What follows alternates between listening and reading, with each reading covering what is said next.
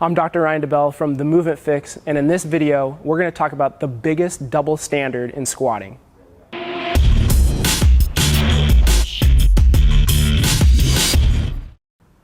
In order for us to talk about the double standard in squatting, we have to talk about what are the principles that we have to have in a squat to consider it good.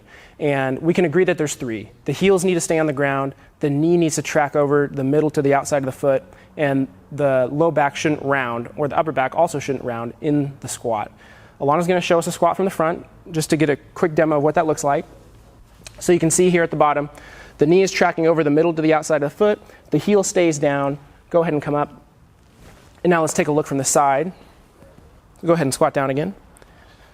And we can see she doesn't lose the curvature in her low back. It doesn't round. She doesn't get the butt wink, and the heel stays down. Good. Go ahead and come back up. Now, we're going to get into differences in pistols, but I first want to show you what the air squat, Alana's air squat looks like versus Tia's air squat, so we can see how that translates into a pistol and what the significance is of that.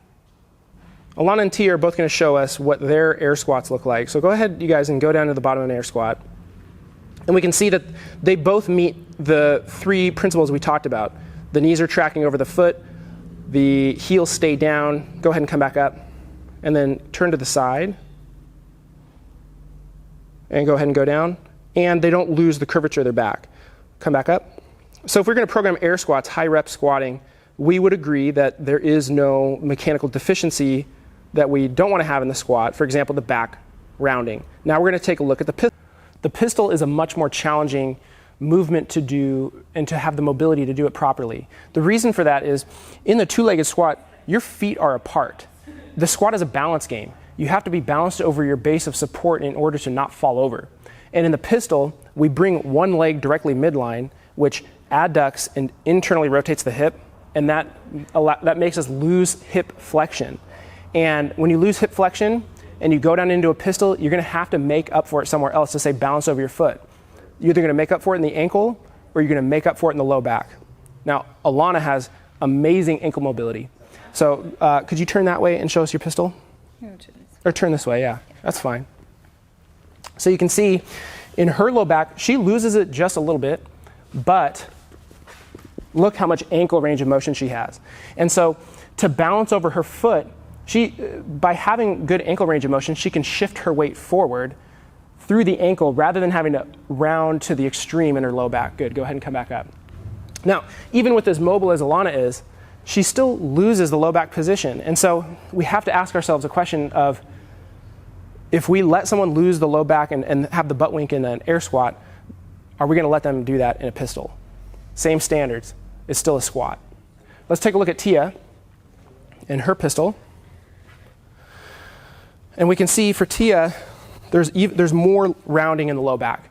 And the reason for that is there's probably some stuff going on in the hip, and the ankle is certainly a limiting factor here. Go ahead and come back up. Now, Tia's a competitor, Alana's a competitor too, and in competitions, they have to do pistols. And so that has to happen, so we're not going to worry about that. But in training, we have to decide, does it make sense to do pistols for high reps when we're breaking the rules of good squatting? Now, what we're going to look at is what can we do instead of pistols to still work single leg strength, and that's going to be the Bulgarian split squat. If you can't do a pistol squat and follow the three principles of good squatting, one of the things that we can do instead of it for single leg training is the Bulgarian split squat, or some people call it the rear foot elevated split squat. Can you show us that, Tia, please? So the way we're going to set up on this is you get the back leg and ankle on the bench, and we take the right leg or the other leg forward, actually more than that. And we kind of figure this out by where we are at the bottom. So go ahead and go down to the bottom. And at the bottom, we want the shin to be basically vertical. So that will determine how far forward that foot's going to come. Okay, go ahead and come back up. Good. And then go back down and come back up. Now what we can see here in the rear foot elevated squat is that we meet the principles of good squatting. So go ahead and go back down. The knee's tracking over the middle of the foot. The heel stays down. And we don't lose low back positioning. Go ahead and come back up and relax. If you've never done a Bulgarian split squat, it is very challenging.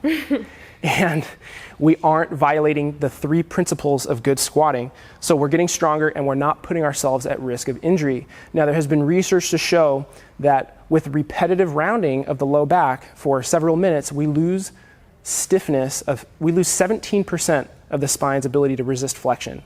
So if you're doing a workout that has pistols and deadlifts, and in the pistol you're rounding your low back repetitively, you could be losing your spine's ability to resist forward bending, and then you go and deadlift. And so it opens up the door for injury, whereas we could substitute the pistols for Bulgarian split squats and deadlifts, get the same training benefit, and decrease the risk of injury.